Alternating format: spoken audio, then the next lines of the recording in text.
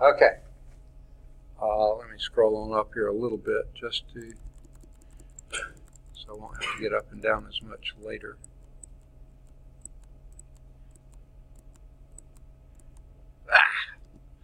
I knew that was going to happen, but I didn't catch it in time. Okay, I think that's where we'll start. Oh, man. Okay. This is Math 126, Cal 2, a software and Blackboard supported course. 4 credit hours. All of you have been in Cal 1 before, so you know about that. We meet Monday and Wednesday from 10 till 11:40. Right? Okay. I'm sorry I'm late getting started, but that's because I've been, after my last class, I had a bunch of students that had to go about 3 or 4 different places. And as I went down the hall, I picked up more, and so finally I'm back. So sorry about that. But we're here on the Bessemer campus in room 255. Okay. My name is Charles Fowler. I'm the instructor. My office on this campus is A265. Let me just show you sort of where that is. Here we are in the corner classroom here. You go out the door here, hang a left, go down this little half flight of stairs just there, go almost to the end of the hall. Very end of the hall, there's a stairwell on the left. The door just before the stairwell is my office door. It's in between a mechanical room like here and the stairwell. That's my office there, 265. Okay? The numbering in this building is wacko. Okay? If you haven't already realized that, you will if you travel around the building much. But I'm in 265. My number in that room, phone number, is 929-3449. And so let me first tell you about calling me, okay? I'm sorry, I was sick all last week, and I'm not 100% today, so I'm sort of running out of steam right now. If you try to give me a call, please call during my office hours, and I'll explain those in just a minute. The reason is because I was out last week, and then we were not here the week before. Faculty, that's the only. We don't have vacation days. The only days we have off are between terms. So I was out of state the week before that, and then it was the last week getting grades in and finals and all like that. So I am so far behind the voicemails. I don't know when I'll ever discover the last one that was out there. Okay, so that's why I say don't bother with voicemail until I let you know, hey, I'm up to date. Try to call during my office hours. If I'm not there, just hang up and try back in a few minutes during my office hours. I'll try to answer. If I'm in the office, I answer. Okay? My email address is cfowler@bostonstate.edu, and a few of you, I think, probably have emails out there I may not return. It's just because I've been swamped with emails, too, because of being sick and because of being out of state. And where we were out of state, the Wi-Fi was so incredibly slow, not more than 1 or 2 people could be on at once, and I never was high priority then, so I didn't get to follow things on email either. So I'm trying to catch those up. That's Monday through Thursday. All this is good. On Fridays, I'm on the Birmingham campus most Fridays, and that's in room B122. This Birmingham West campus, and that's the academic building. And if you are familiar with that, or if you are, it's Dr. Pruitt's office. Ask anybody where that is. Everybody knows who Dr. Pruitt is if they're familiar with that campus. When you go in, that's a suite of offices. You go in, the secretary sits right in front. His is the big office in the corner. The copy room behind the secretary, that's my office on Fridays, okay? And that's my number there, 929-6409. But please don't leave me a message on that voicemail, because that's not my voicemail, okay? Monday through Thursday, a grant coordinator uses that office, okay? So it's her phone number. She's just not there on Friday, so we don't have a conflict. But if you leave a message, I can't access it. She can, and she'll say, what is this? You know, it'll get deleted, and I'll never know it happened, because I don't even know the lady yet, so we can't pass messages back and forth. So please don't leave me a message ever on this one, and try to just call back. The same thing deals here. If I'm not in the office, Wait a few minutes, try again. Okay. Now let me say this. They love calling meetings on Friday. So, and I usually won't know until Friday when I get there. Say, oh, by the way, they want to know yeah. So if I do know, I'll let you know on Wednesday. If I know by then that they got meetings on Fridays. But otherwise, just wait a few minutes and call back. Okay, here are my office hours, and these are not necessarily final yet because I don't know if they're going to cancel any classes or not.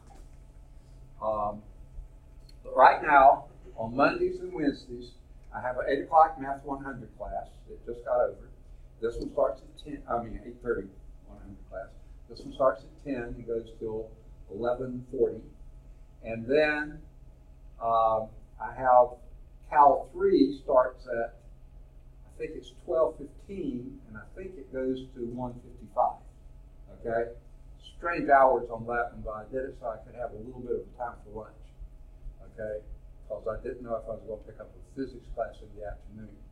Fortunately, I didn't. So, I'm not really back in the office except to exchange books and things like that until 2 o'clock. I'm there from 2 to 6. I'm usually here until 6 o'clock most days. Okay?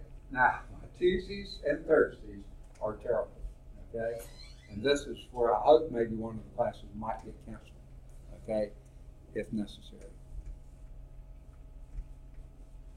Good. That's Daniel. Perfect attendance today, folks. Way to go. Keep it up. Okay? Excellent. Okay. Okay. Here's my Tuesday and Thursday schedule. Now, you know we're starting classes this year, starting new at 8:30, most classes anyway. So I'm almost always, knock on wood, going to be here by 8 o'clock in the morning. Okay? And so I have office hours from 8 to 8:30 on Tuesday, Thursday. At 8:30, I've got pre-calculus algebra. At 10 o'clock, I've got pre-calculus trig. At 11:30, I've got linear algebra. That's the one that may not make because there are only 2 people in that. Are any of you in that? Okay. What's that? I was trying to take it too, but they didn't take it. You're trying to take it because you hadn't had this course? Yeah, the prerequisite. Yeah. Okay. So that one's only got 2 people in it. I'm going to meet with them tomorrow. I'll find out whether it's going to make or not. If it is, then this will stay. If it's not, then I'll have more office hours on Tuesday and Thursday. Okay, but then at, I believe it's 12:15, I have a physical science class that starts. It's a mini term, so it has class and lab, 2.5 hours class, 2 hours of lab, so it goes until 5:45. So basically, the way it sits now, I'm in class from 8:30 to 5:45 with just a little 15, 20-minute break, something like that, okay, in between. So, but from 5:45 to 6, I'm back in the office again, okay? So, if I do lose the linear algebra class, then that may free me up a little bit. Now, Wednesday's just like Mondays, except I have a physics class on the Birmingham East Campus at 4:30. So I've got to leave here by 4 o'clock to get there by 4:30. So that's why on Wednesdays it's only 2 to 4. On Mondays it's 2 to 6. Okay? Then on Thursdays it's just like Tuesdays. If I lose the linear algebra class, then I will have some more office hours there. On Fridays, most Fridays, I am on the Birmingham campus, and I'm just putting down approximately my office hours there, 8 to 12. Most days I'm there way past 12. But technically, if you added all the hours up, I'm way over 40 hours anyway, but we're especially on a campus at least 4 hours a day, so that's why I put 4 hours on Friday. Okay, here's the course description. This is the second of 3 courses. Originally, I think they've got it corrected now, but when they said we couldn't change these, but they came from the state had it. This is the second of T courses. They left out the HR.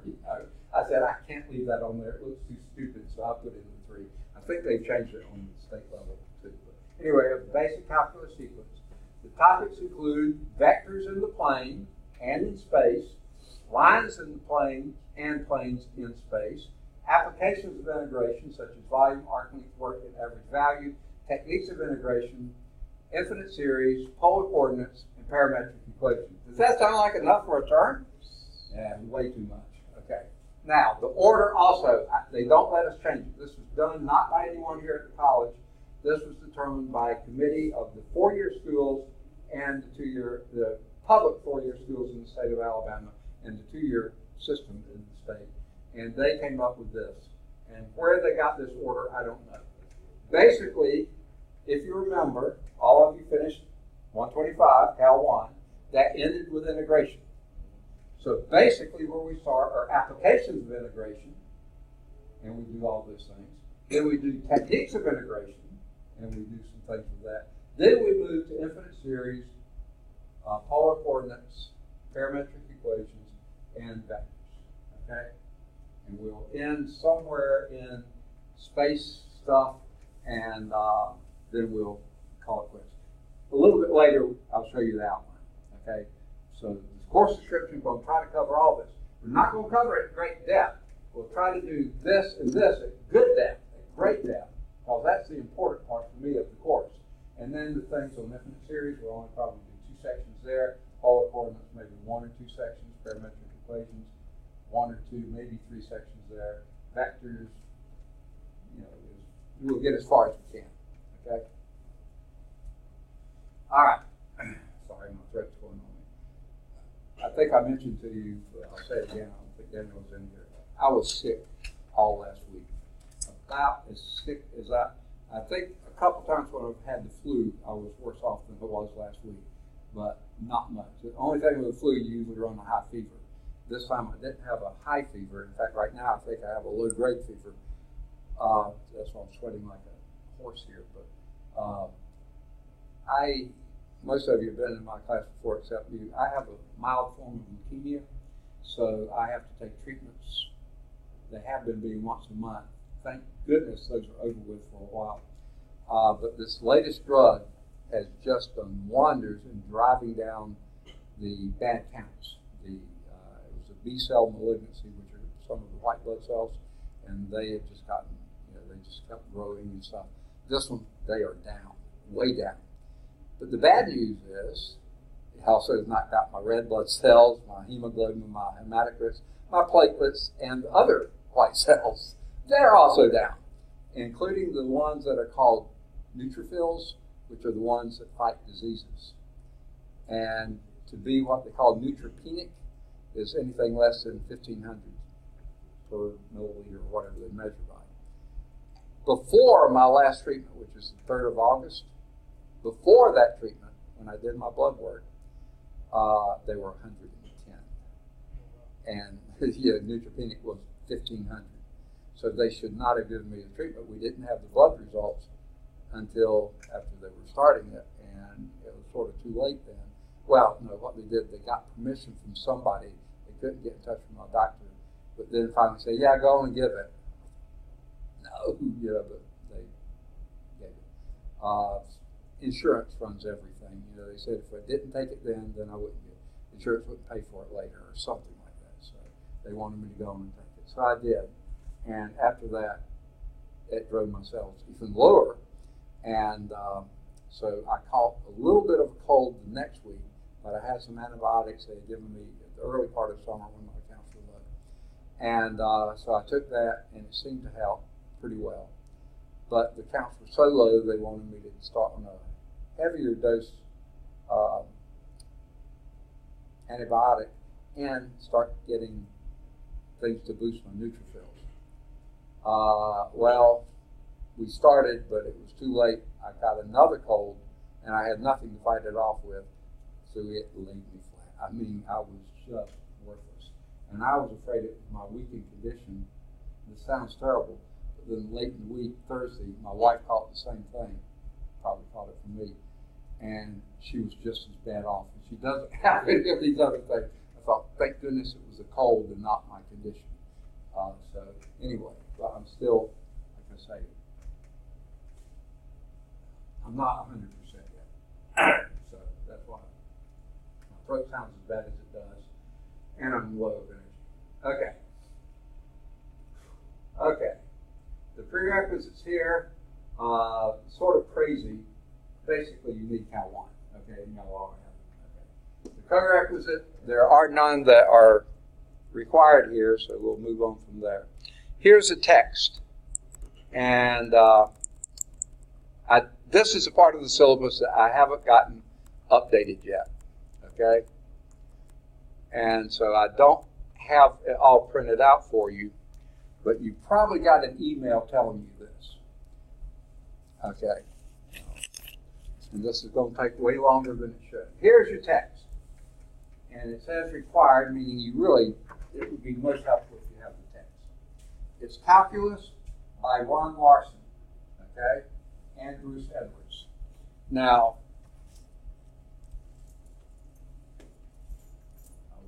it's 11th edition, and it's by, the publisher is Cengage Learning.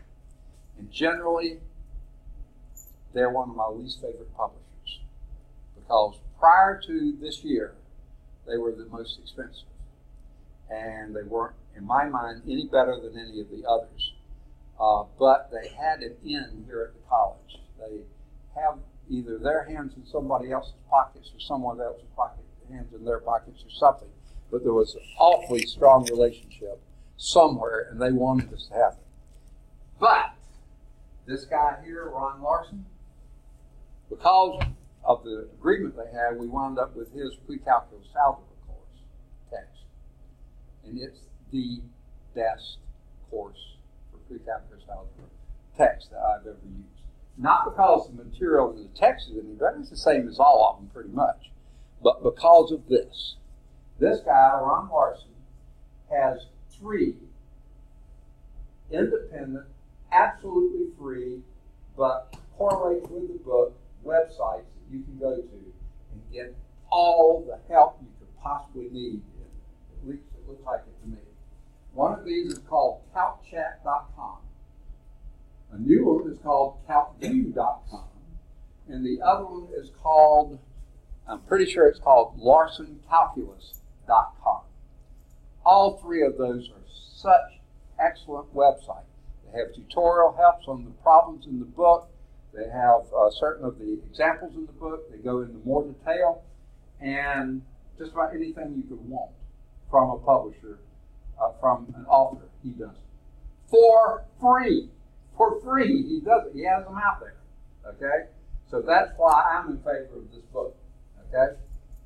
And he does a good job. Oh, not only that, he has the best PowerPoint, I think, of any calculus book I've used.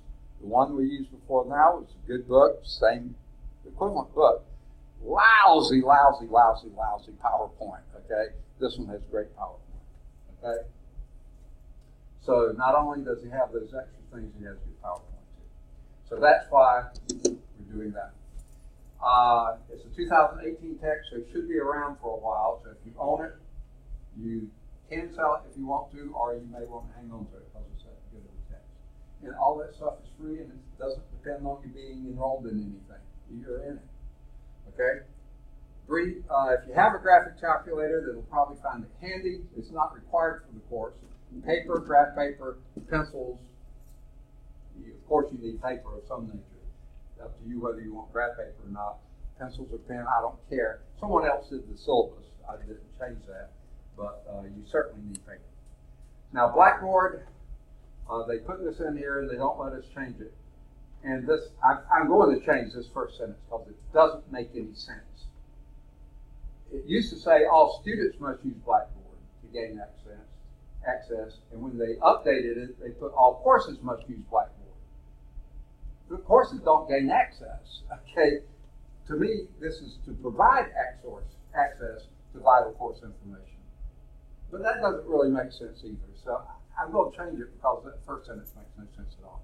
But anyway, I'm going to put the syllabus out there, but because I don't know my office hours yet, I'm not going to put it out there until I get it done. And because I haven't added this, let me go back to the text. I forgot that. This year, they're doing a bunch of brand new things.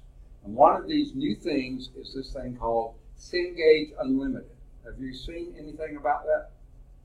No emails about it or anything else? You should have, but maybe they didn't send it to the students. I don't know why. I'll put it in the syllabus. That's one thing I didn't get to. I got to the first page, but not to the second page. Here's what Cengage Unlimited does. If you are taking at least one course with the Cengage book, and there's a bunch of courses out there that all have Cengage books, okay? If you're taking at least one, you can pay $119 and get access to every one of your books, but they're all virtual access. You don't get a paper copy.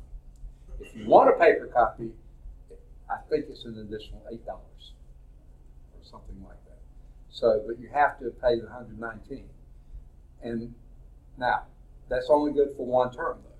So if you're going to use this book this term and next term, Cal 2 and Cal 3, then you may want to just do the year thing, 2-semester thing, and that's $179 or something like that. So it's a little cheaper than one, but it's not as expensive as paying it twice. And you can do all this through the bookstore. Now that $8, that's a book rental, and you have to turn it in at the end. So then, even if you do the 2 terms, you'll have to check at the bookstore. Will your rental go for 2 terms, or will you have to rent again the second term? Knowing Cengage, they'll make you do rent again the second term, but it's only $8. Okay. So, and then any of you taking physics this term? Okay. Have you already bought the book? Okay. It's a Cengage book, so you can get both this one and that one, and another $8 for that text too, if you want a hand copy, a paper copy. So I'm pretty sure this book is more than $119, right? So, but if you rented it or something else like that, it would be less. And basically, that's what you're doing. You're renting, but with one fee, you get everything. Okay. So, check with the bookstore. They can give you all this information there and more. Okay. I'll put it on your syllabus as soon as I have time to do so. But it's a big, long, hairy thing with lots of advertisement for Cengage. It nauseates me to have to put that in our syllabus, but that's what it's there. Okay, so let's go back to Blackboard. That first sentence really makes no sense, but I understand what you're saying. So my syllabus is not there yet until I get everything added to the syllabus. Handouts, usually if I have a handout for you, I will hand it out. Okay, so I usually don't put those on Blackboard. The PowerPoint shows, though, I will. They're not there yet, but your PowerPoints, like I said, this has great PowerPoints, and I'll do every section that we will be doing in the course. I will have that PowerPoint out there on Blackboard. And now you get a chance to get it done. I was hoping to do some of this last week, but I was out. I was worthless last week. Okay. Activities, sometimes the school posts things, activities on Blackboard. We don't really have many. Assignments, I will put your research paper assignment out there. I do require a research paper, and that'll be out there. We'll go over it today. I think it'll be time. Announcements, most of the time I don't have announcements. So if and when I do, I'll put that on Blackboard as well. School sometimes puts them out.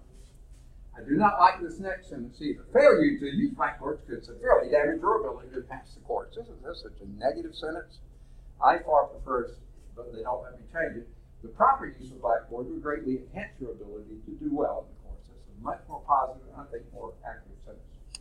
And the next sentence I don't care for too much either. Students should always check the Blackboard announcements and task pages prior to coming to class. Why would they say that? What's the implication there? In case class has been canceled. And guess what? That to me is a slap in the face, because I am going to do my very best never to cancel a class. Okay? I can't say I won't. I mean, if I get sick or something like that.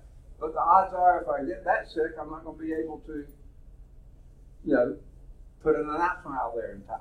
But if I do know something's coming up, I'll put an announcement. Okay. Now I'll also tell you a class report too. So here are the student learning outcomes for the course. I'm going to try to scroll up a little bit. Okay. Because these go together really well. Student course learning outcomes. Students will apply definite integrals to volumes, arc length, and work. That's chapter 7, applications of integration. Okay? Now, I do have a question for you. Do you prefer In-class test or take-home test? What? Wow. I am shocked to hear it. Oh, wow. Okay, so we'll do take-home test. No, I'm not that surprised. No, we will do take-home tests. And because of that, I'm not going to give you a quiz midway through a chapter because, you know, that's going to be on the test anyway. So anyway, at the end of every chapter, you will have a test. Now, I'll put some of these together, okay? We'll talk about that. So at the end of the chapter, I'll give you a take-home test, okay? Students will use different techniques of integration, such as integration by parts, true measure, substitution, partial fractions. That's chapter 8, integration techniques, okay? Number 3, students will work with infinite sequences in series. That's the first part of chapter 9. We'll probably only do 2 sections of chapter 9. Because frankly, there's a lot of sections in these 2 chapters. And this is the bulk of the course right there, those 2 chapters. The rest of this is just, you know, more stuff, okay? So we'll do probably only 2 sections of one on sequences, one on series. And then we'll solve parametric equations and use polar coordinates. That's chapter 10, parametric equations and polar coordinates. Now that one, I can't remember how many sections there are there. It seems like maybe 3 sections there. But when we finish that one, then I'll give you a test on these 2 chapters together. Infinite series and parametric equations and polar coordinates. Okay? So that's why there's no assessment here until we get down there. Okay. And then students will use vectors in the plane and in space to define lines in the plane and lines and planes in space. That's chapter 11, vectors and geometry of space. Now, we're not going to do the whole chapter there, I guarantee. We'll always run out of time before we get to the end. But the last section in this chapter, maybe it's the next to last section, is on quadric surfaces. And that's the first topic in Cal 3. So I know we won't get to whatever section that is. In fact, here's the book. Let me go. Why am I just saying this way?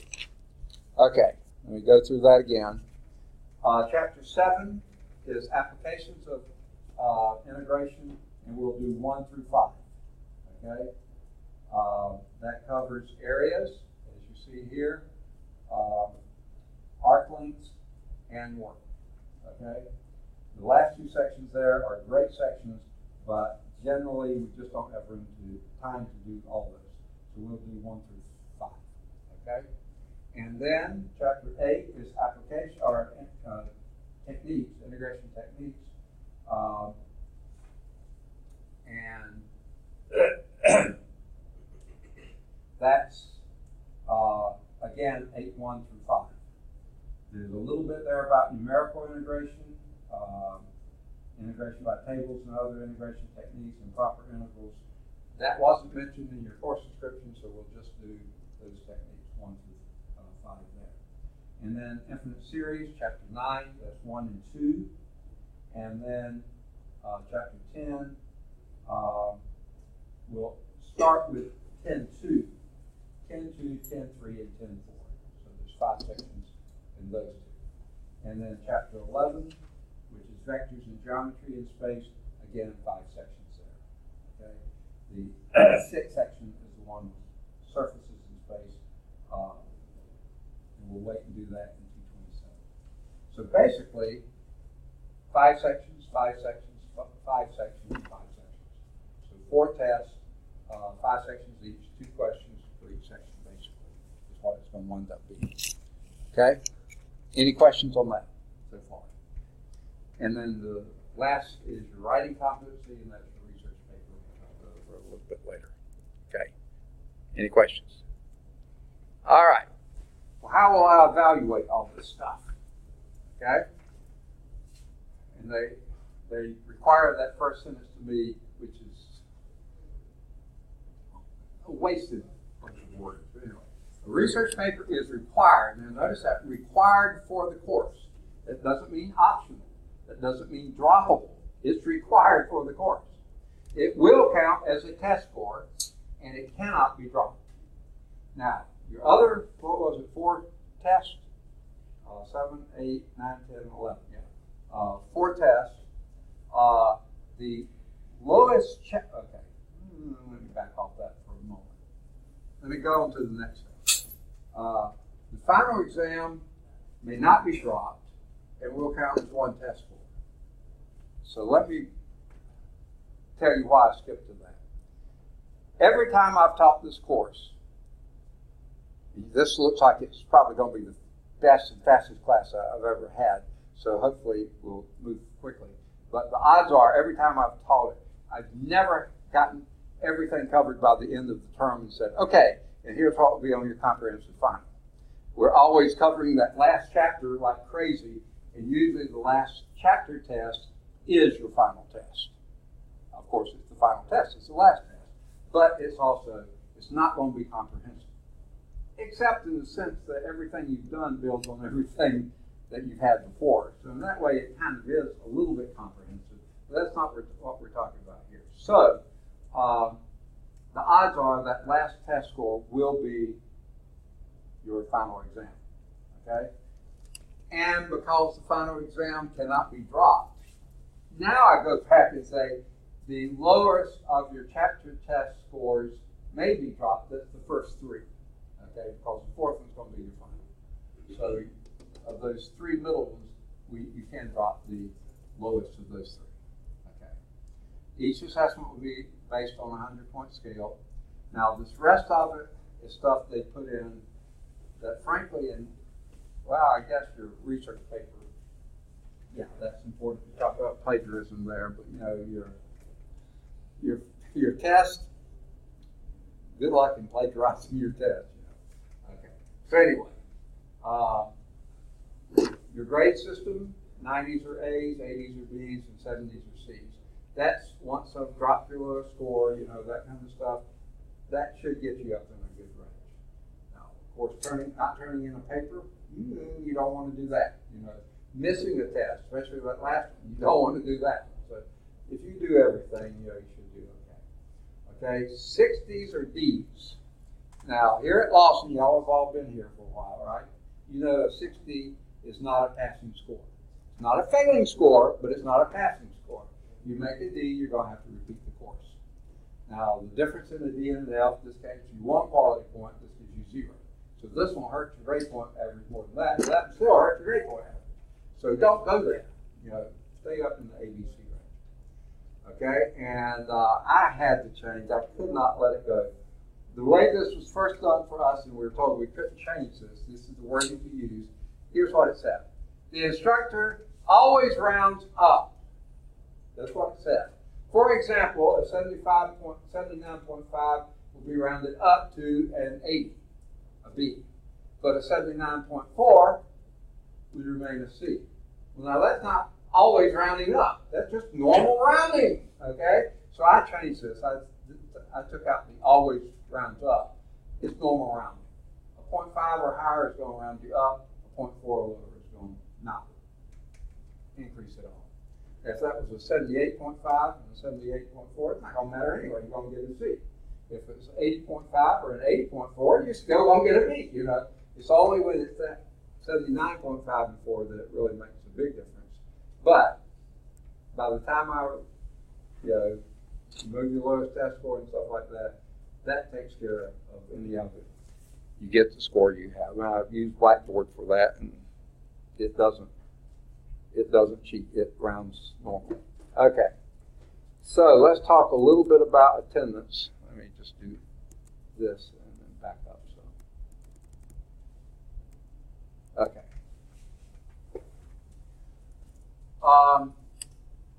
Students are, okay, you've read this before. Please try to be here, okay? I do record all the classes. Now, I can't possibly guarantee this thing is going to work every day. There are some days our whole system goes down. If the whole system goes down, there's no way I can do this because this is on our system, okay? It doesn't happen often, but it does happen, okay? We've had it happen before. There are some days this package may not be working. That happened one time. Someone forgot to renew the contract with them, and I couldn't use it for a day or two. So I have no control over that. So try to be here every day. The other thing is, even the advantage of recording is that when you see something you heard in class, So you got a homework exercise, a take-home test or something like that. Say, oh, I remember he did this, but I don't remember how. You can go back and find it. It's not, let's not go there and not know whether he did it or not. Then you're going to have to listen to everything. So try to be here every day. And y'all are here today. Thank you for being here. Okay? Withdrawals. Okay? When you go back to this, A, B, and C, like I said, those are passing scores. Those are going to give you, grade point average that usually are not bad. A and B especially. C won't be great, but it'll still be passable. Okay? And you do pass the course. A D or an F, you're going to have to repeat. Right? Okay? And they also pull down your grade point average. I hope you have higher than 1.0 grade point average. If you don't, then you pull you up. But yeah, you wouldn't be in school if you had less than that. And F certainly is always going to hurt. Okay? Why did I go back to that? Because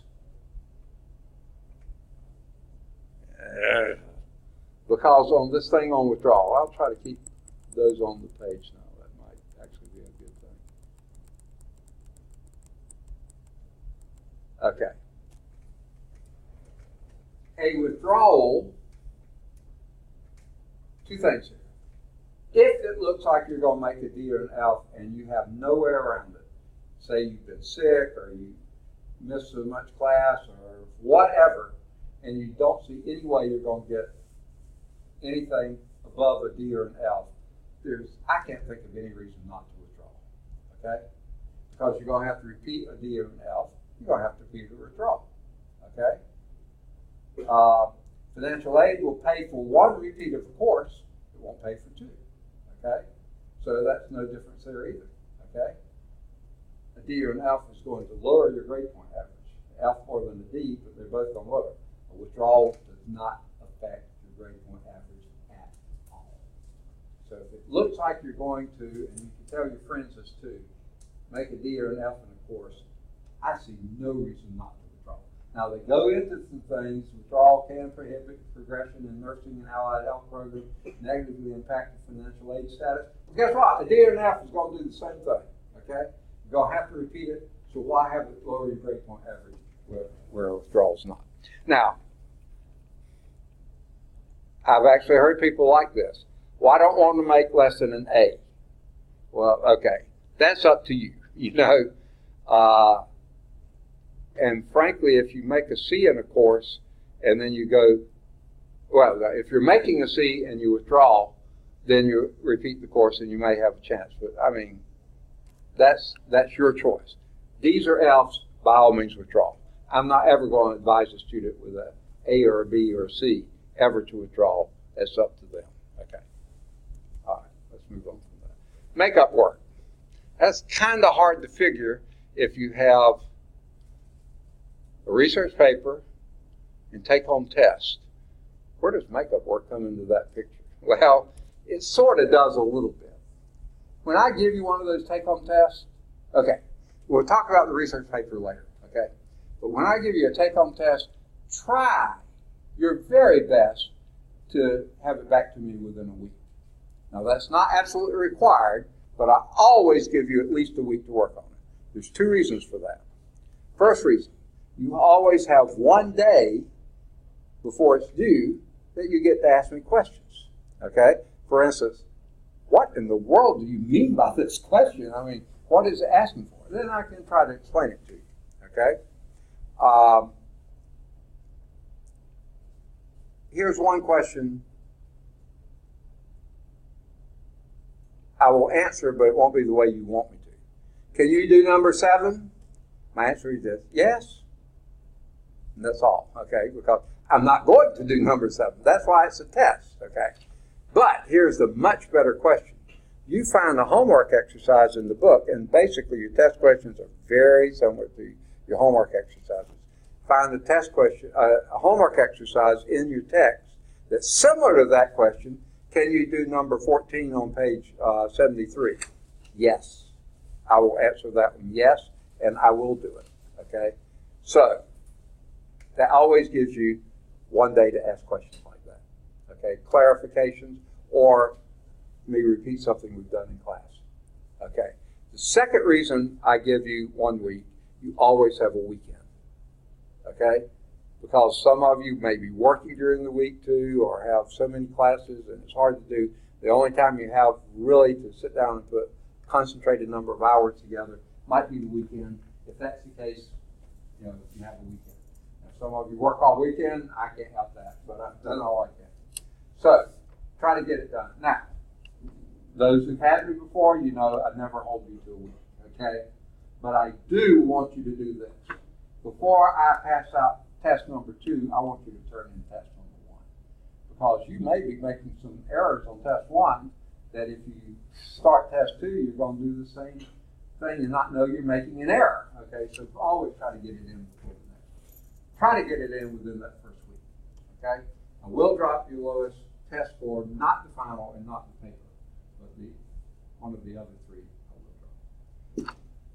Okay, we'll try to start classes today. I wasn't here on time because I was running around taking students from my last class everywhere trying to get them set up. For some reason, the email wasn't working for a lot of the new students.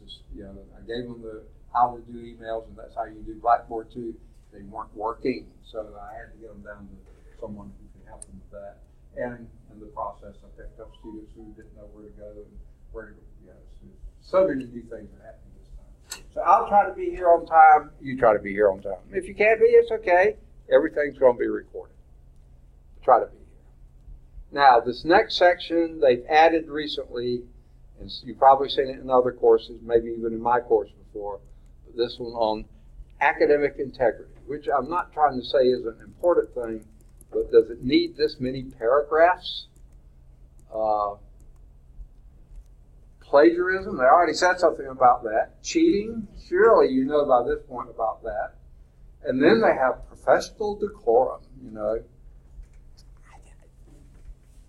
Frankly, I don't see that something that's necessary. Read this stuff. It's really good stuff. It's really important stuff. You need to do it, you know. Okay. Have I said enough about it? Okay, sorry about that. Professional decorum. I don't anticipate any of you having any problems with that at all. Now, this next part, you need to know this as well. Course concerns.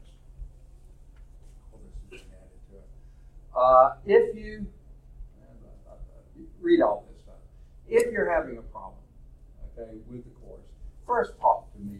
Okay, I think most of you would. Then you can go to the department chair. Let's see, who's that? Oh, that's me. Okay, so you can come see me again if you want to. If you don't get satisfactory answers from me or from me, then you can go on to formal complaints and stuff. And I'll help you do this too, okay? But I think we can work most of this out. I'm not really too worried about it. The Lawson State webpage goes into all this stuff.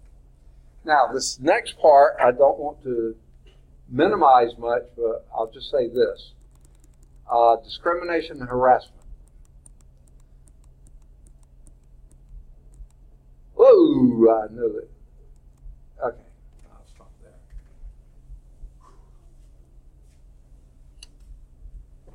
The college and I really don't think this is correct anymore. We're not under Alabama Board of Education. We're under the Alabama Community College Association,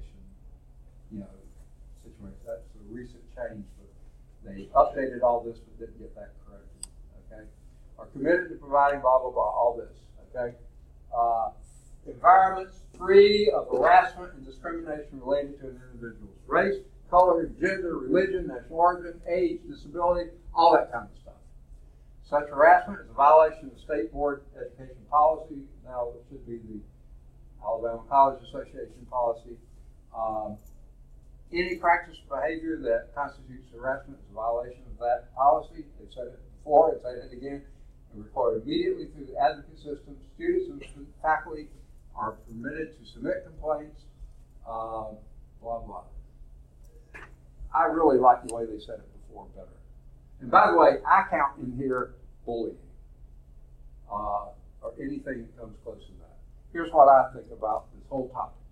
We don't tolerate it. We don't condone it. We don't want it to happen on this campus or the other campus, on any of our campuses. And if it does happen, we want to nip it in the proverbial bud. Okay? So all this blah, blah, blah they have here is all good stuff, but please, and I've been here trying to figure out the other day, stuff like 21, 22 years, I think I'm starting my 22nd year here, and I have seen practically none. Now, unfortunately, I said, I have seen. I have a feeling if someone's going to do this kind of stuff, they're not going to do it in front of me, okay? So, here's the thing I want you to do.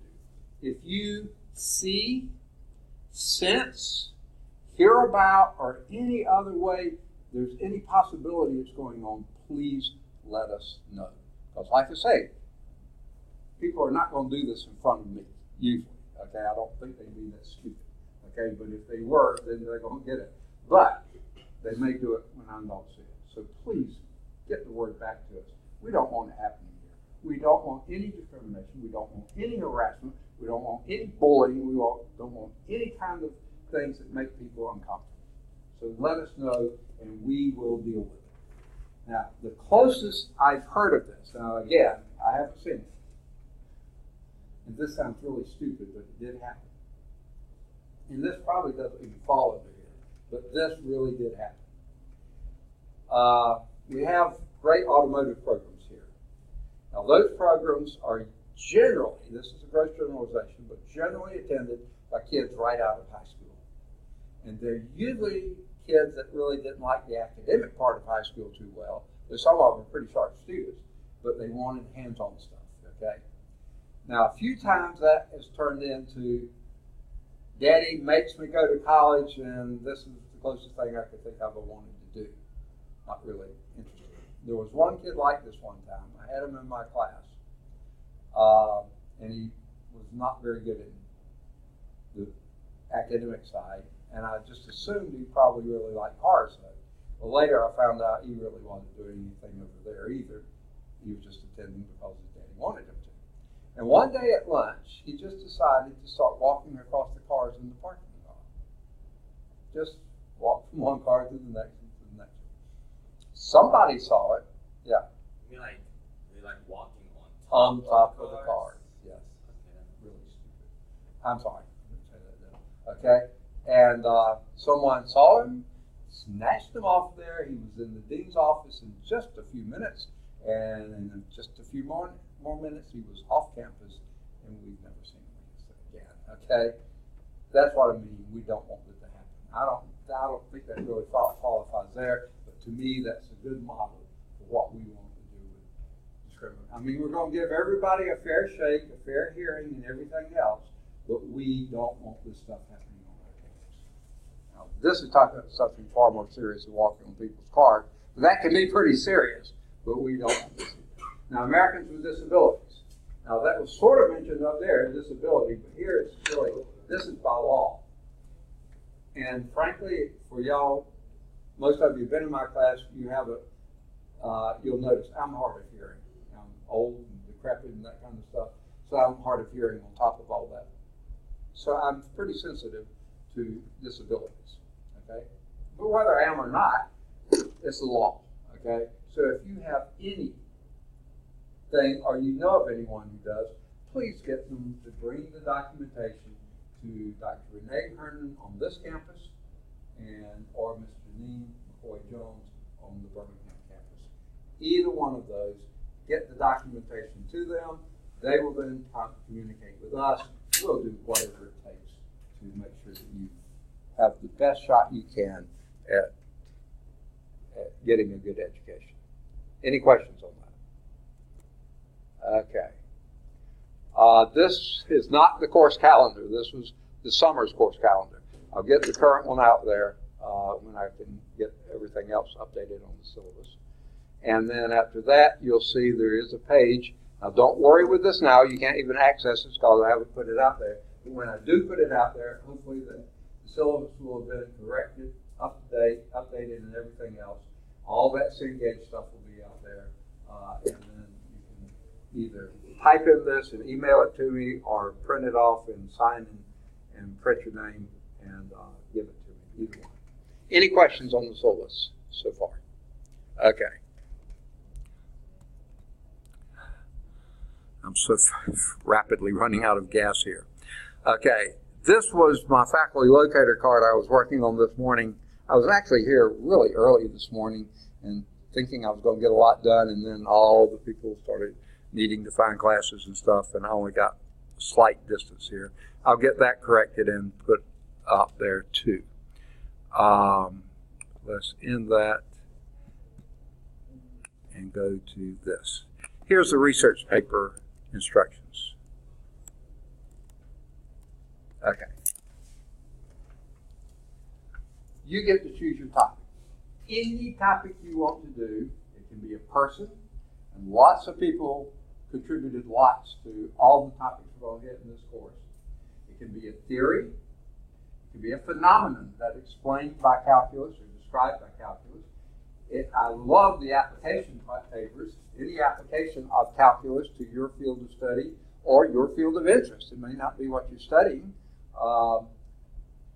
Just take, for example, the Big Bang Theory, how that might be explained by infinite series. I just sort of made that up, or something else. You could take any application on, or any other subtopic about what you have an interest. If you can tie it into calculus, fantastic. Okay, that's what I want in your paper. Okay. Now I also added this recently, or it can be an internet application or demonstration that you find useful in the class. Let's just say I've mentioned infinite series, and you may find out, goodness, I don't really understand what the book's talking about. He didn't make any improvement on it, but you can find, say, a YouTube video or some other type thing out there that you say, wow, this makes perfect sense now. Okay? Yeah, you can write your paper on that. What was it that was lacking in the book or in my presentation? I'm not going to have my feelings hurt at all. Okay? And how this improved that, how it made it easier to see. Maybe some of the other sites you looked at and how they weren't as effective, but this was the best one, why it was best. You can easily get a page or two paper out of that. Okay? So that could be another one that you can do. Okay? Now, what I would like you to do before that is find you a piece of paper, okay? Write your name, and at least right now, what you would be thinking of your very likely topic you would like to write on. Now, what you can do is, if you got your book, or when you get your book, you go through the book, see if there's any people mentioned, theories mentioned, phenomena, applications, anything like that mentioned that you, excuse me, my throat's going on. That you might like to write on and submit that to me. Now, that's two little things to put on a whole sheet of paper. This has nothing to do with what's here. This is just something, an aside here, okay? If you want to also write on that piece of paper your very best phone number. Now, the reason I say this, and you would think we'd be past this now, but periodically I'll get and this doesn't happen often, maybe not even once a term even, but it does happen occasionally that I'll get some administrator, panicking, saying, thus and so's in your class, do you have a good way of getting in touch with them? The numbers in the system, we can't get in touch with them, we need to get in touch with them right away, okay? It sounds like an emergency to me, it may not be, but whatever. If you have a very best phone number that you want to give it, you don't have to, it's not required, okay? But if you want to give it to me, that way if there is some emergency that comes up, I'll probably never need it, but if there is, now it's not going to be some student looking for you, I'll never give that out. It would only be someone official here at the college who needs to get the information right away. That's what I do. Now, if that very best phone number happens to be a cell number, which 9 times out of 10 or 99 out of 100 is probably going to be a cell number. If there's a chance that that cell phone could go dead, battery die, you sit on it, you run over it with your car, you lose it, or some other reason that we can't get in touch with it, if you wanted to give a very best backup number, like Mama's landline or something like that, if you want to give that, you can. It's not required. And like I said, some of you may work. And at work, sometimes they don't want you using your cell numbers, okay? But if there is a work number that we can access you and they don't mind us accessing you and you want to give me that number, that's fine too.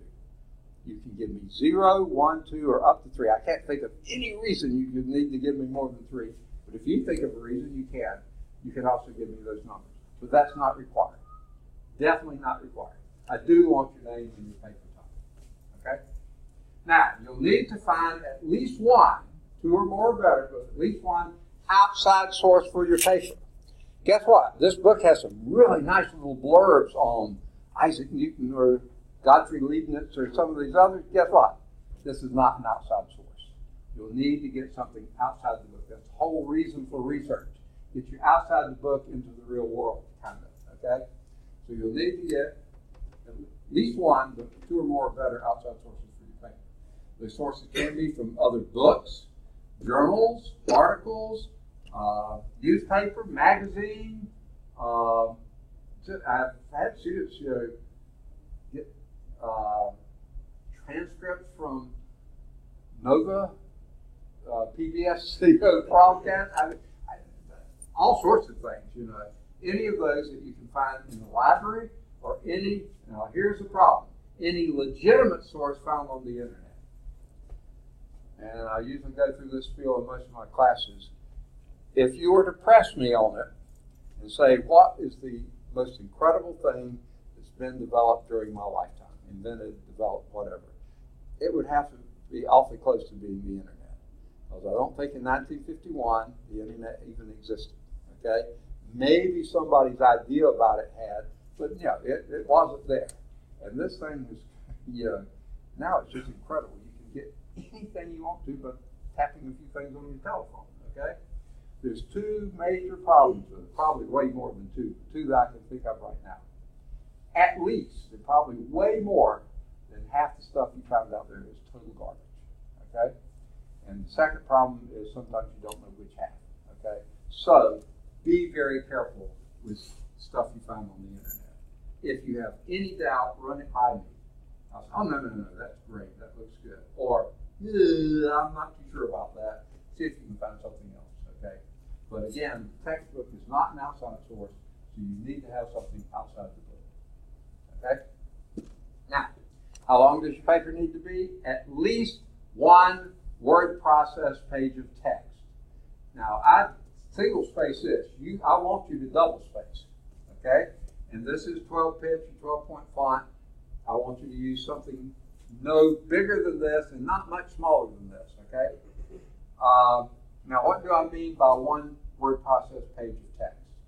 If you, and this is completely up to you whether you use this format or not, but a lot of students are used to using big formats, and they may have something up here as a header and stuff, and then a few skip lines, and then a title, and a few more skip lines, and finally they start typing right here. So what's 1 page of text? It's going to go to the bottom of this page, and then to the top of the second sheet of paper, and come down at least that far. That's 1 page of text. It's always going to be at least 2 pieces of paper, but 1 page of text. Okay? Now, I say try to keep it, well, I'll get there in a second. The font is up to you as long as it's something I can read. Okay, I already said the size of the font, but there's so many good readable fonts. A lot of default is Times New Roman, which is fine. I have no problem with that. Arial, that's what I like. I use that one. Courier is one that looks like type. Yeah, that's fine. And there's just tons of them. Any word processing package you use, don't have tons of them.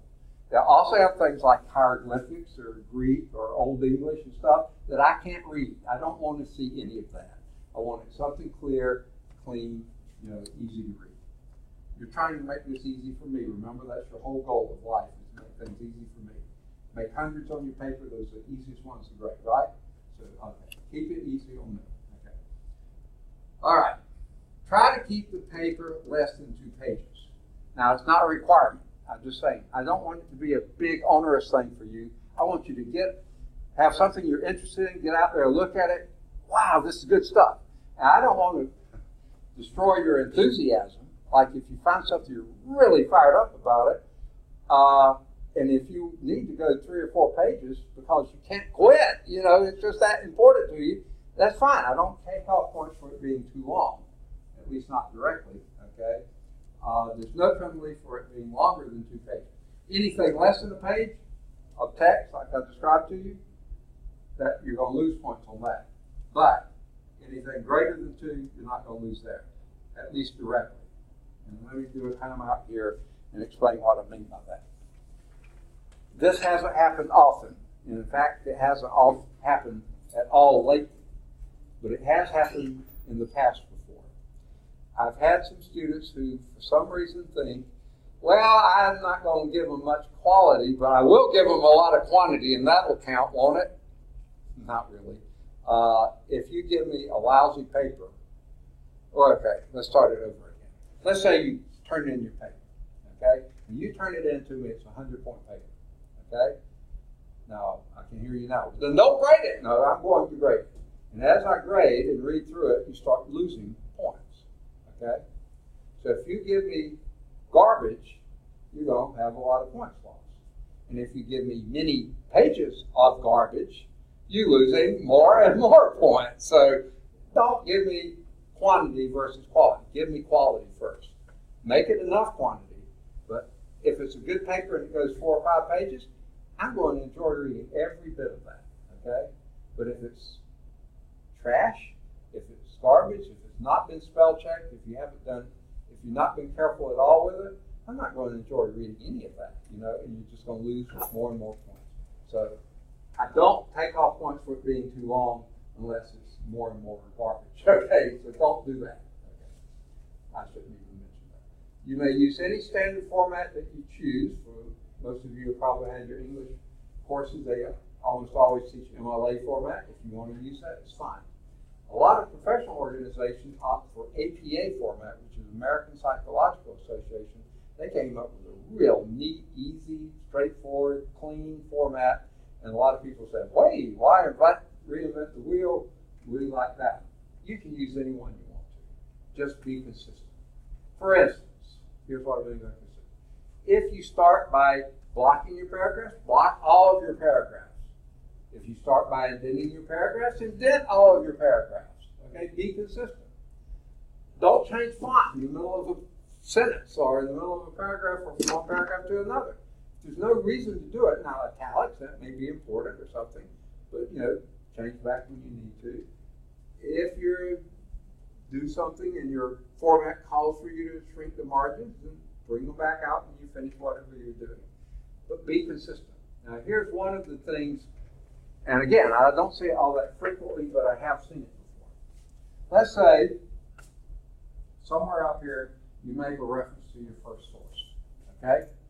So you may open parentheses and put the author, comma, year of publication, close parentheses, and go on, okay? Then down here in the same kind of a reference, but it's a different reference, you open parentheses and put the title of the article, comma, page number, close parentheses. Wait a minute, that's not consistent, okay? Now, if one of those was a journal thing and one was a book, yeah, there's differences there. But if they're from the same type of a source, but you get, I know what happened, or at least I have a good idea of what's happening. This one up here used one format, and you copied the format from it when you were making reference to it. And down here, you were using a different one that may have come from a different format, and you're using the same format this one did. No, you choose the format you want, whether either of those was in that format, and you do your format according to what the rules are, okay? So that's what I mean by consistency, okay? Now, spelling, grammar, sentence structure, all those other things that would lose you points in English, they'll lose you points here too. Maybe not as many, but they will lose you points. So there's no reason not to use spell check. Please use spell check. Grammar check, just like every word processing package has it these days, do it. And the real big thing is use good proofreading, okay? That's why I want you to get started on this early. That's why I want you to think of a paper topic early. That's why I want you to find those sources early so you can start writing early. And then, as my senior English teacher in high school said, when you do a paper like this, a research paper, a big type thing, she said, get it done, and she used the term, let it rest. Maybe over a weekend or something like that. And then pick it up several days later, and here's another term she used, with fresh eyes. So you start reading it, and then you say, what does that mean? guess what? When you're typing that, you know exactly what it means because that's what's on your head then. But if you let it sit for a while and then pick it up, what did I mean by that? You know, if you're going to ask that question, I'll probably be asking the same question. So use good proofreading. Let it rest. Get started early. Get finished early. Then proofread it and make sure that it's making good sense to you. And frankly, most good writers do this. If you've ever read the acknowledgement page, it'll tell you how many people edited this and read it and suggested and all this kind of stuff. My wife is a researcher at UAB, and she has a nurse that works under her who is a nitpicky proofreader. And so anything Karen's doing, like a grant application, a paper that she's submitting, if she has an opportunity, she runs it by Alice and says, Alice, go for it. Mark up anything that you need to. If you have any questions, come see me. And Alice always has questions, but she said, just mark it, and then I'll just determine whether it's changing the meaning of what I'm trying to say or not. Because Alice knows where the commas go and the semicolons and all this kind of stuff. And quite often when you're thinking real quickly, you might skip a few things. And guess what? When you go back and read it like that, yeah, you're going to read it to read what you think you've typed, even though you left out 3 words in there, in various places. So always do good proofreading. Now, content also matters, okay? And this, again, is a silly thing, but I've had it. As you imagine, I've had tons of papers on Isaac Newton. And he's a great topic, by the way. And I've had one, I'm just saying Isaac Newton, it could be anybody. At the first sentence, when they talk about it, they put in parentheses the year of his birth and year of his death. You don't have to put that in there. They just say to put it in. And then over here on page 2 or 3, they had he died in a different year than what they said he was back then. It may have been a long illness, but it wasn't that long. I mean, no, it's just, that's inconsistent. And I've also had some really silly things like this. Say Isaac Newton, 1493. I'm not sure that's even the year, but they put in 1943. Guess what? I know that's wrong. He wasn't alive in 1943, so be careful on really, be consistent. The content also matters. And a lot of things, I mean, not in this course, but in others, I've had tons of papers on the Pythagorean theorem, and I've had a few people give it to me absolutely wrong. Okay? I can't count that right because I know that's wrong, but it's just sloppiness. So, and most of what you're going to write about, I'm probably going to have a cursory knowledge of, so if it sounds wrong, I'm going to look it up and make sure. So, content matters. Okay, now when is this paper due? Okay? By the last day of class. Okay? Now back there in the calendar, it was not the right calendar. When I have that, I'm going to put the last day of class. That's one of the items on the calendar. That's not the last day of final exams.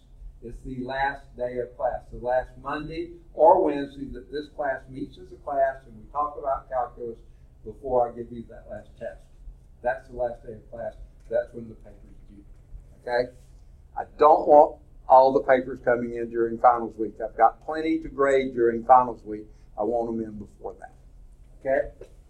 So much I want them in before that and by the way, if you turn it in after that last day of class, you start losing points. That's the stick. Okay? Here's the carrot. Okay? I like carrots better than sticks. Okay? Let's say this. I highly recommend you work on it as much as possible, as early in the term as possible. I know this sounds really ridiculous, but it's so true. You'll never have more time to work on it than you do right now. Okay? Because guess what? Within a week or so, you're going to have some sort of lab, test, quiz, something due in some of your classes that you don't have right now, because this is the first class you've had, right? You'll never have more time than you do now. Okay? So try to get started earlier. Okay? Now, you'll lose points if it's after the last day of class. Not the last day of final, last day of class.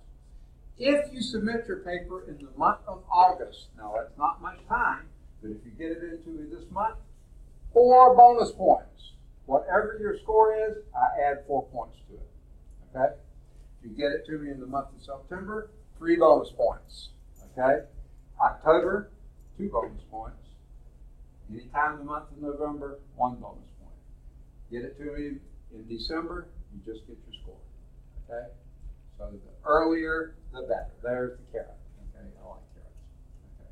Now here's one thing that I require that I don't know anyone else that does. When you submit your paper, of course, your format's going to have you put down your references, your bibliography, your works cited, whatever you want to call that.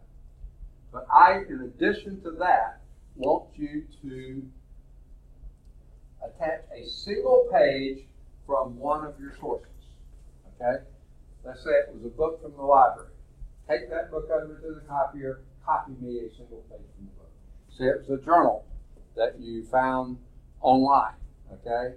Then print me a single page from that journal, that article that you were using. Okay?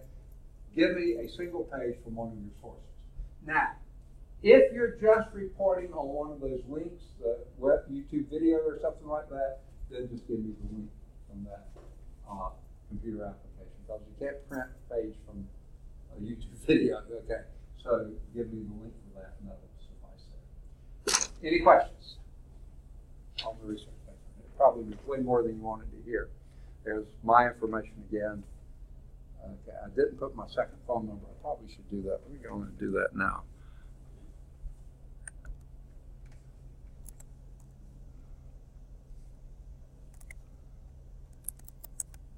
I know this may be a bit early, but when do you expect us to be having first steps? Yeah. Wait just a second. Goodness gracious, this thing is so weird.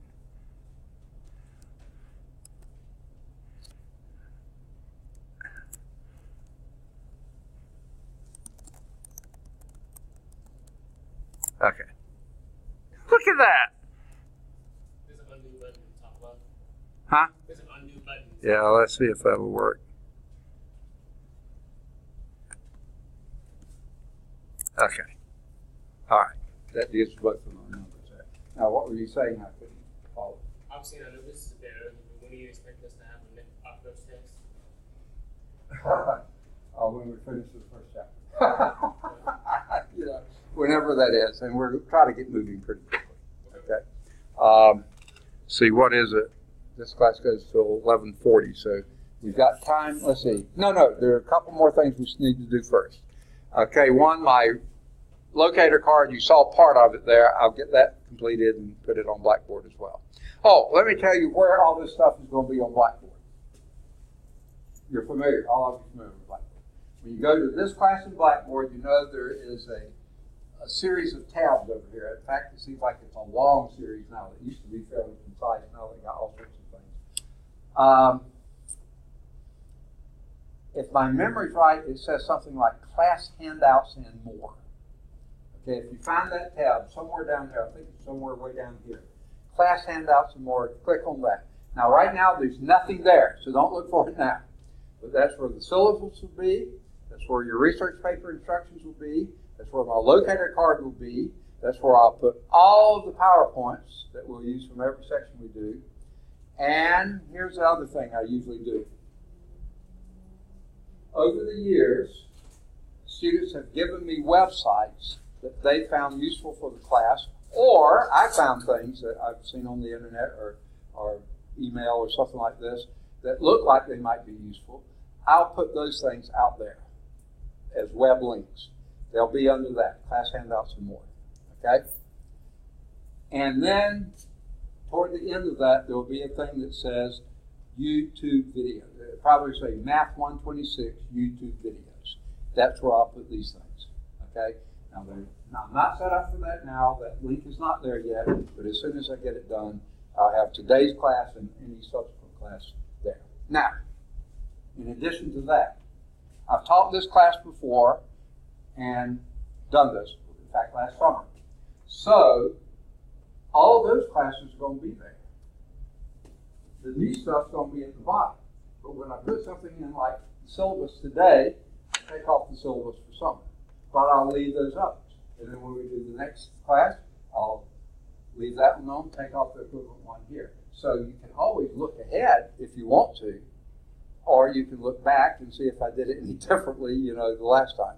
So I'll do that for you as well. Okay? So always go to the bottom to look for the current stuff under the YouTube videos. Now, there's one other thing we need to do, and we have only 8 minutes to do it. So we may not finish this today, but I want to do as much as possible of it. Okay? And that's safety. There are 3 elements we need to always keep in mind and have in the back of my mind, maybe the front, somewhere in your mind, about what to do in case any one of these 3 events happen. What would be the things that you think we need to have in mind about safety? Name one. Exits. Say again? Exits. Like the exits are all of the exits. Okay, for what? Why would we want to exit? Fire? Yeah. Okay, yeah, okay. Okay, so fire safety, that's one. That's a very important one. I'm going to go into way too much detail. But let's start with the worst case scenario from that. Let's say my computer blows up. I don't think that's even possible. Let's say it happens. And it catches on fire and starts that paper on fire. What do we do? This is to me, would be the worst case scenario. Because all my papers are burning. No, that's not the reason. It's happening here in this classroom. So what would we do if that was the scenario? Second? Okay, tell someone. We got to warn the rest. Y'all know it's happening. We got to warn the rest of them. How do we warn them? The fire alarm. Where in the world is the closest fire alarm to where we are right here? Can anyone point out to me on any of these halls where the closest fire alarm is? Second? No, the closest fire extinguisher is right there. You're absolutely right. It's 5 feet from the door. There's the fire extinguisher. That's what we, another thing we do. I'm not saying the order, but where is the closest fire alarm? It's not on any of these old hallways. Notice what I said, old hallways. This is the old part of the building built before fire alarms were required by code.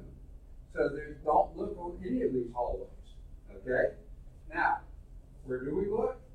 You go out the door here, hang a left, go down the half flight of stairs, and you'll see right here it says a corridor. Okay, if y'all are familiar with this campus, it goes straight over to student financial services. That's the newest part of the building. And you don't see here, the reason you don't see it here, we're on the 2nd floor, that's the 1st floor. Okay? So it's right across that corridor. As soon as you go through the gray double doors there, there's one to your left and one to the right. Okay? Get to the closest, the easiest one to get to. So I would say 2 of you go down, because it's better to go in pairs and make it to the closest fire alarm. Okay? And then Catherine also had another excellent idea. Someone go out there and get that fire extinguisher. Okay? Because it's right there outside the door. Now, if you don't know how to operate it, I'll operate it. Okay? Unless it's caught me on fire, and then I want you to operate it. Okay? But no, I'll take care of it. But I know y'all have always wanted to break the glass out. I can tell, yeah, okay, then yeah, woo, that's so tempting, you know, but you get a chance to do that, so somebody go get the fire extinguisher. Be very careful with the glass, you don't want to touch yourself either. But go get the fire extinguisher, and I'll try to put the fire out while somebody else is pulling the fire alarm. Oh, what else should we do? Let someone know. There's one other thing we probably should do. 911. Now, actually, a better number than 911 would be, let's see if I have it in here. Oops, it's in my old grade book. Is the loss of the police number. Okay? And if you don't know it right now, go down to room, I think it's 100 on the 1st floor, this long hallway here, but down on the 1st floor, middle section of the building, that's the police office. Okay? Go in there and ask them, what is the best number to call to get the duty policeman? There is some mobile number that every policeman always has on him. Somebody has on him every time there's anyone here. Okay? Get that mobile number. It seems like it's a 426 number, but I can't say for sure. Go down. Officer Tate will not mind giving you that number at all. Okay? And bring it back, give it to all your friends. Put it in your phone. Then do that one. Rather than 911. They'll contact 911, but get it to our local police. But if you don't have that number, 911 is best.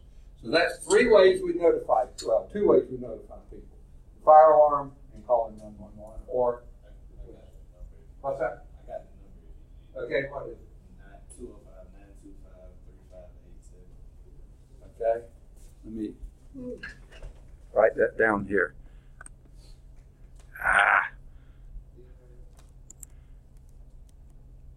Okay. Why would we call our police first? 205 925 925 3587. 3587. And what is that actually the number for? That was the number that they gave when I first went to orientation. Like Okay. the office, like. Was that on Birmingham or Bessemer? I think that was on the Birmingham. Okay, that may give you the number over there. Okay. Check and see if that also will work here. Okay. He did say like that would contact all of them. Okay. Well, then that may be the very best number for you. So if everybody's got that, I'm going to take it off here because it doesn't belong on this one. But there it is. And when this gets saved, this will be up there. Okay. So I'm going to take it off here unless someone needs it up there a little bit longer. Okay. All right. I'm going to take it off here because otherwise. All right. There. All right. Okay. So we notify. Yes. Why would we call our police department first? Because they're going to call 911? Okay. Well, they can respond fastest because they're here in the building. And they will contact 911. So you don't have to call two. You dial 911, it's going to take 5, 10, 15 minutes for them to get here. The building could be up in flames. You know, we want to get people out as soon as possible. So it's best to call us, but if you don't have that number, can't remember, if it doesn't work, 911 is great. Okay? Now, so that's the first thing we do. Notify somebody. Second thing we do, Catherine's going to break the box out there. No, somebody will. And get me the fire extinguisher. I try to put it out. What do we do otherwise? Get out. Okay. Now, when we get out, we don't panic. We don't run. We go out orderly. I'm not saying not rapidly, but orderly. And by the way, I will be carrying with me my roll book. Okay? I'll be the last one out. In my last class, I had a guy that just had knee surgery and he was in a brace. In that class, I'll be going out with him because he's going to be the slowest one out, giving him assistance if he needs help getting down the stairs, whatever. But I'll be the last one out. Now, where do we go? Where we go is out the door here, hang a left, go down this half flight of stairs, and rather than going up here and hanging a right where the fire extinguisher, the fire alarm is, you go just to the bottom of these stairs, go down one more flight of stairs, and out of the building. Now, this isn't just fire. This would be like if there's a chemical spill in the building or something else that may be hazardous, gases and things like this. So we get out there for that reason as well. And we go out, and what they used to say at 75 feet away from the building, which is a nice grassy area there, now they're saying go all the way down to this parking lot. That one you see right out the windows there.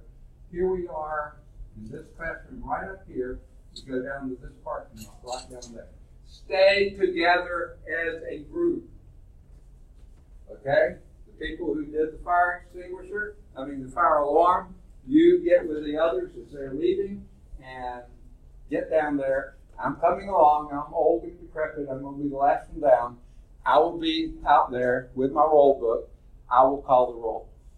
If anyone is missing, that means I or some health fire professional, rescue person, don't have to go back into a burning building or a building filling with noxious gas and try to look for you at the risk of life and health.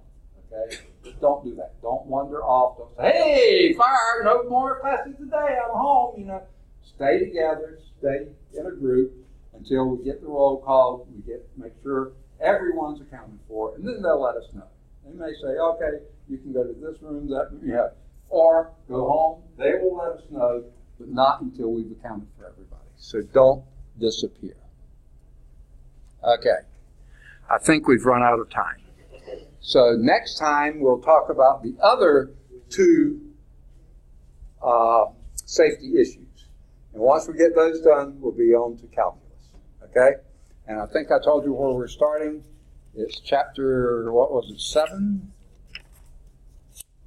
Well, we'll talk about where we're going to start because it depends on where you got to in your last class and where we want to pick up from here. So we'll talk about that.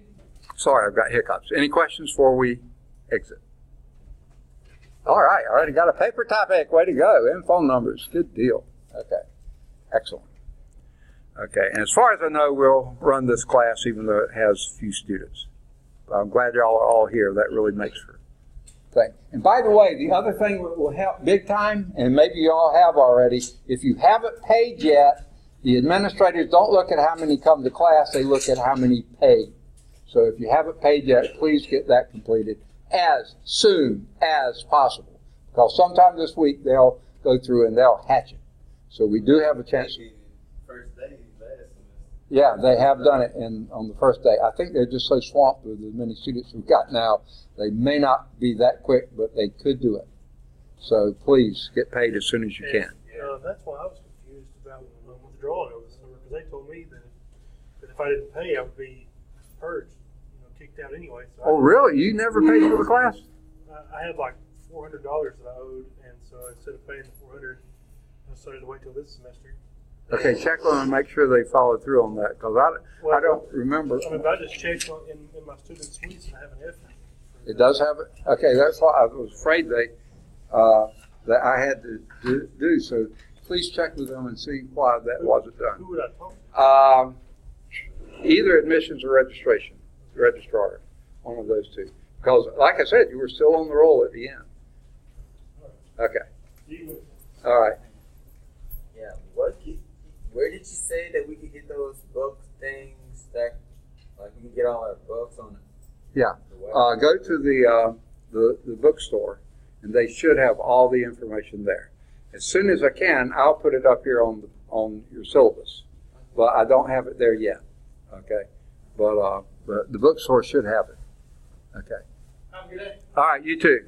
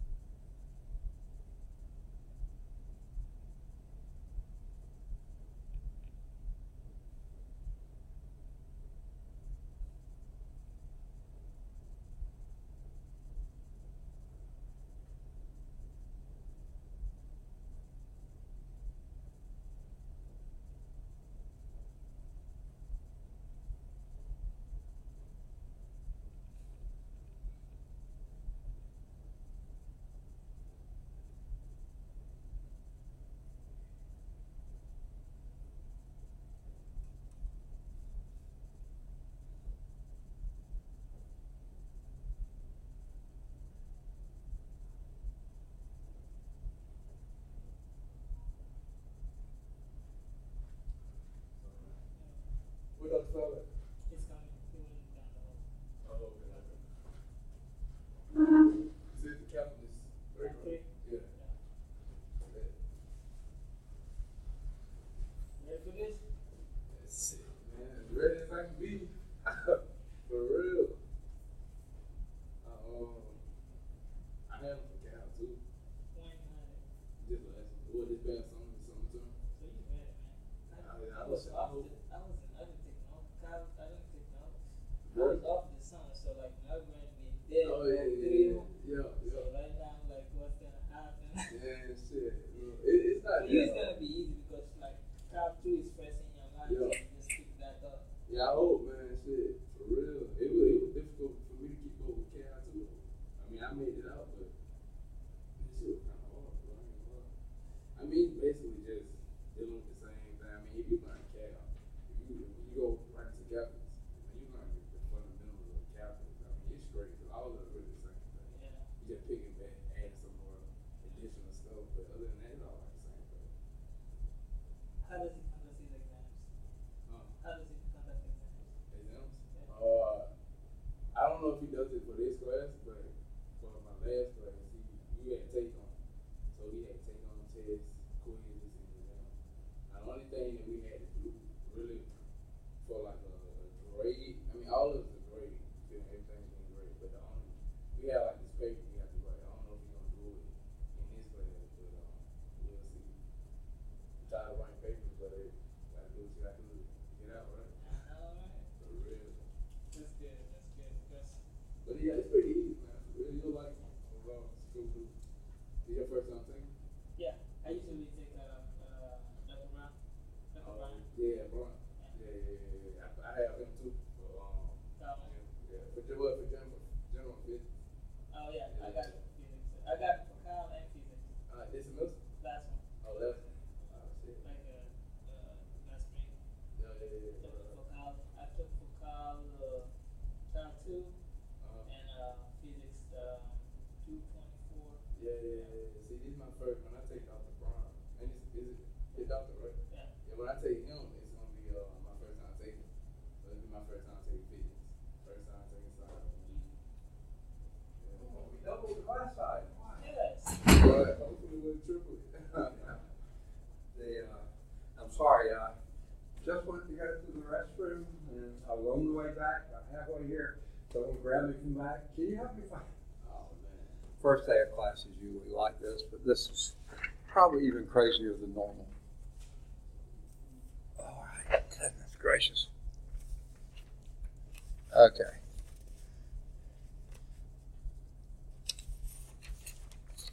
All right, here is the situation, folks. That's probably not the way you want to hear it started, do you?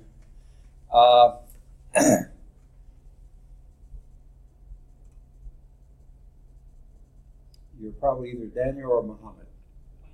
Muhammad, okay. Jalal? Jalal? Yes. Okay. All right. You go by Muhammad or something else? Muhammad, okay. Okay. And I think he's Terrell. Okay. I don't know. I'm not too sure today. Okay. Now, that phone call I was telling you about that kept me from being here on time, that was my boss, the associate dean. And he was saying, what are you going to do about 227 that only has one paid student? I was going to ask you about that. Yeah. And he was saying we probably need to cancel it.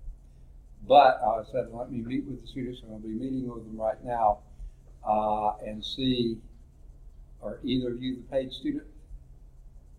No or yes? Does it have it? Does it show it on your? It used to show it by an asterisk. It's not showing it anymore, so I can't tell by the rock. It's me right now. I know the financial aid. I use financial aid, Mm-hmm. but there's some document haven't had the name, like the tax transcript for this year. They want one, but I just requested one, so it's not in yet. So Okay. I should be set. Should be good when it comes in, but I'm missing some papers. Okay. And how about yours? I sent it through. I got my financial thing out the way, but I don't know if it was pending because that was like last week, and they told me it should be through this week. don't know if they were meeting today. Yeah. Let me see if I can tell somewhere on here.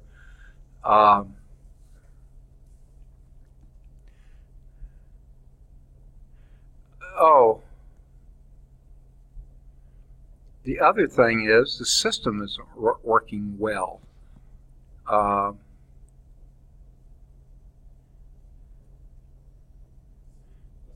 trying to open something and it just will not open. And I do not know why. It opened this morning, the very same document. In fact, I closed it by mistake was the problem. So I went to open it back and it just sits there. But while it's sitting there, I'm going to, well, nothing's responding. First, maybe the system is overloaded. What's that? The system might be overloaded because I went to the office over there, like they on it, like. Yeah. Went down there, like, yeah, man. Well, this, It's crazy. yeah, Overloaded. let's see. This is something that I think is just within my computer here. I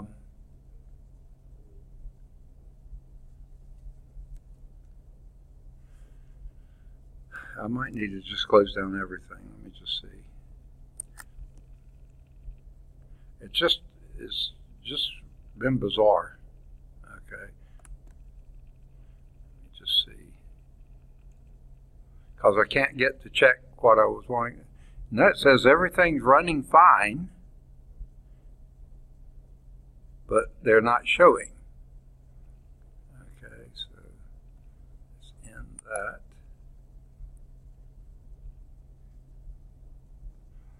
Okay, I'm going to can that. Okay, I'm going to try to minimize this. There, it minimized. Let's see what this is. I'm going to minimize that too. All right, let me try this again. Let me just check on this and see if that's doing.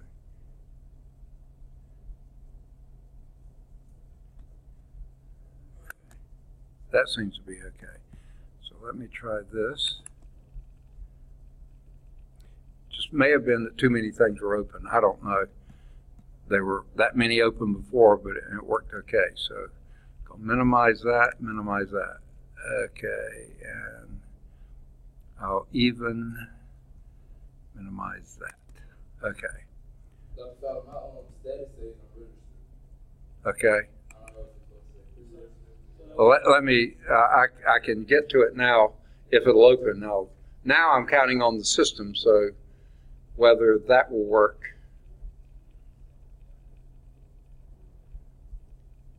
But, okay, so here's the deal.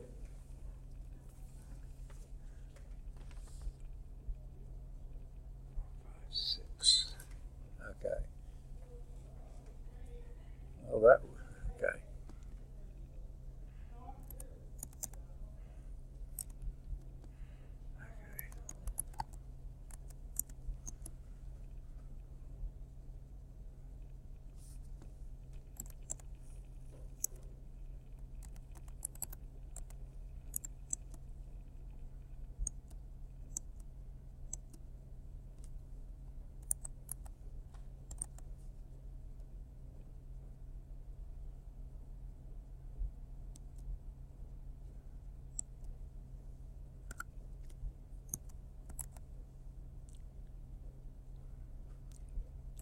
Seven.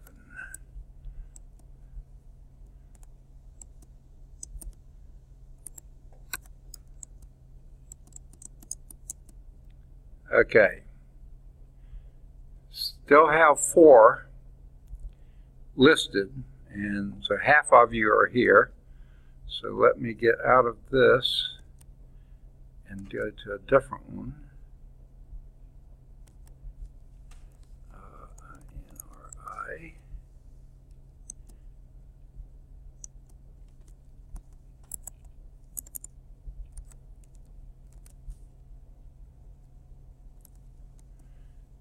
Okay, so 3 are registered and 1 pre-registered. They still don't have yours in yet. Yes. So, okay. But you're certain it's on the way? Yes. Okay. Because when I was talking to my boss earlier, he said 1 was registered and 3 unregistered. So either he saw the numbers backwards or they're getting things caught up. So, okay. So the other 2 are paid that are not here. That's the good news. Okay. So what I'm going to try to do, okay, do y'all need it to graduate? This course to graduate? You do? Okay. What's that? Okay. So what we'll do is go on and run the course with just 4 students. I'm not going to get paid. What I'm going to do is stack the Cal 2 and Cal 3 together, and that will give me 10 students. And hopefully they'll pay me for 1 course then. I'll do teaching 2 for the price of 1. What a deal, you know. So we'll do that. Okay, with that done. What time is the Cal 2 one? Second? You say you're going to start with the Cal 2? No, okay. You're going to say at the same time that you are, but I'll just teach 2 classes but get paid for 1. Okay. Yeah, so that's the only thing. So, but that's okay. I've done it before. And even if they don't pay me, I'm fine with it. I married money, so I'm fine. So, I don't, no sweat. Okay. So let me get out of this. I have you tomorrow too. What's that? I have you for tomorrow too. My hearing's I'm bad. taking you tomorrow too for linear algebra. Linear algebra? Yeah, I No, know. that one, the other one he was asking me about on the phone. There were only 2 people in that course, 1 paid and 1 unpaid. He said he's going to cancel it. So I was going to wait till tomorrow and talk with the students. He said, no reason to wait. So I think he canceled it already. So, yeah, sorry about that. And then I asked him about differential equations. He said, oh no, I already canceled that one. Yeah, that one, I needed that one too. I went to sign up for that one.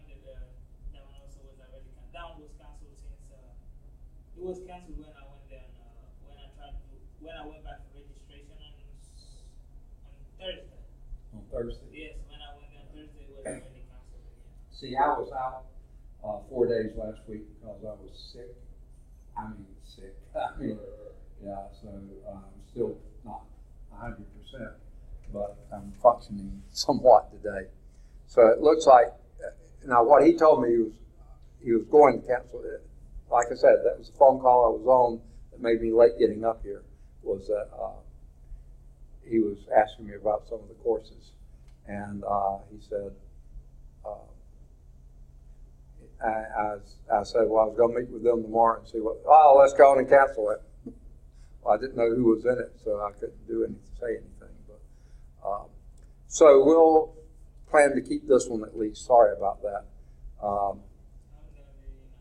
gonna be struggling next semester because those are the only 2 classes I got left to graduate. So I would need a linear algebra and also Differential equation. differential equation. Those are the 2 I need. Well, now, technically, the differential equations, the system may have had you having a hard time getting in it because you're supposed to already have Cal 3 first. We usually let people do it, but it has to be an override. And I wasn't here to do that last week either. But so you probably technically really should have this one before you have that one. So, and linear algebra you could do with just 126, Cal 2, but since you got to be here for differential equations, probably better anyway. And hopefully we'll have more students. And what I'll try to do, if I can control it, see, I wasn't here to control anything last week, so if hopefully I won't be sick at the beginning of spring term, and I'll be able to say, look, these people have signed up for it twice now. We really need to run it. So I'll try to do that for you next time. Okay. All right. So let's see if I can get.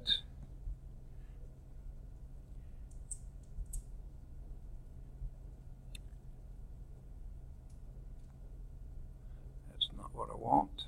That's what I want. Now, if you thought it's been bad so far, it gets even worse. I'm not really ready for today because I wasn't sure if the class was going to make or not, so I haven't done the syllabus yet, but I'll give you a look at what we're doing and fill in the blanks.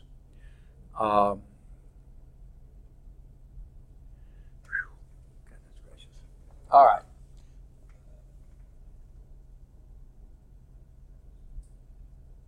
So I don't know Daniel Farmer, but evidently he's paid, so we'll be okay, I guess. I know Jeremy.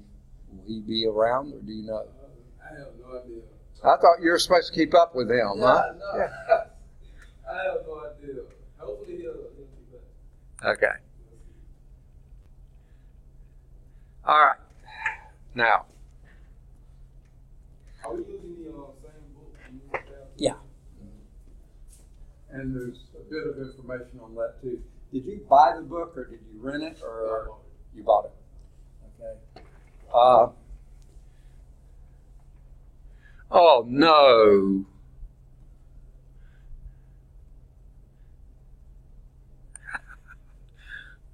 Oh my goodness. I saw that and misread it before.